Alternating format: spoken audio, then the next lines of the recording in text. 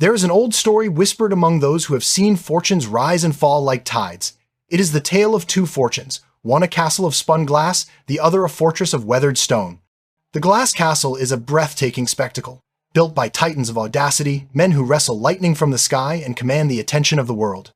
Think of the prize fighter with a pet tiger and a golden bathtub, a man whose wealth was a supernova, burning with furious, impossible light.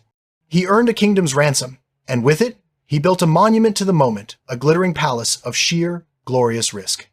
These are the architects of getting rich. Their tools, daring, leverage, and an unshakable belief that the sun will never set on their genius. They are the entrepreneurs betting it all on a garage, the traders staring into the abyss and wagering against it. Their stories are sung as legends. But glass, for all its beauty, is brittle. The same tempestuous winds of fortune that lift a man to the heavens can also shatter his creation. In 2003, the fighter's supernova collapsed into a black hole of debt. The boy king of crypto, once worth billions, found his digital empire was a house of cards in a hurricane. They built for conquest, forgetting that the skills required to win a kingdom are not the same as those required to rule one. Getting wealthy is an explosion. Staying wealthy is a controlled burn. Then there is the fortress of weathered stone. From the road, it is unimpressive. No glittering spires, no roaring fountains. It might be mistaken for a humble cottage. This is the work of a different kind of architect, a quieter, more patient soul. The domain of the man who understands that true wealth is not a spectacle, it is survival. This architect is not a gambler, but a siege master. He knows that staying wealthy is a game of defense, of humility, of respecting the invisible forces around him. He remembers the story of two young men, both brilliant, both dreaming of a world run by computers. One, by a 1-in-a-million twist of fate, attended the only high school with a computer in the 1,960 seconds. The other, his closest friend, was claimed by a mountain before their dream could begin. The survivor, Bill Gates, never forgot the role of luck. He knew his success was a mix of genius, hard work, and staggering, unrepeatable chance.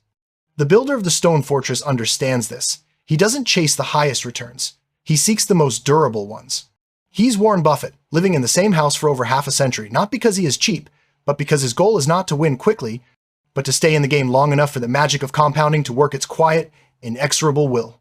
He fears catastrophic loss more than he craves explosive gain. And what is the purpose of this fortress? What treasure does it guard? Not gold, not cars, not the fleeting applause of the crowd. Its walls protect the one resource that cannot be bought back: sovereignty. It guards the owner's time. Within its walls lies a vault, not filled with jewels, but with options. The power to walk away from a soul-crushing job, to leave a toxic city, to say no without fear of consequence. This is the Freedom Fund, the quiet power that comes not from what you spend, but from what you don't spend. The secret of the janitor, Ronald Read, who lived a life of quiet frugality and left behind an $8 million fortune that stunned his neighbors. No one saw his wealth because it wasn't in the car he drove or the clothes he wore. It was in the stocks and bonds growing silently, invisibly, year after year. His wealth was the money he hadn't converted into a fleeting display.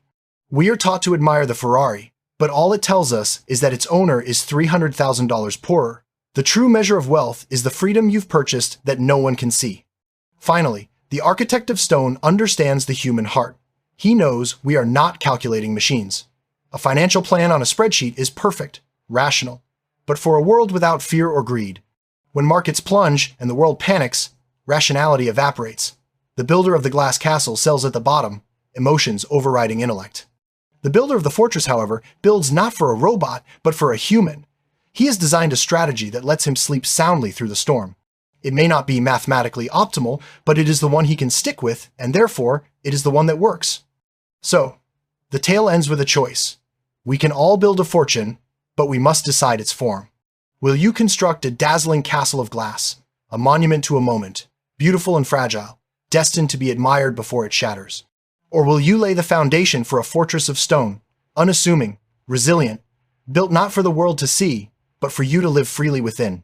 The question is not how high you can build, but how long your walls will stand.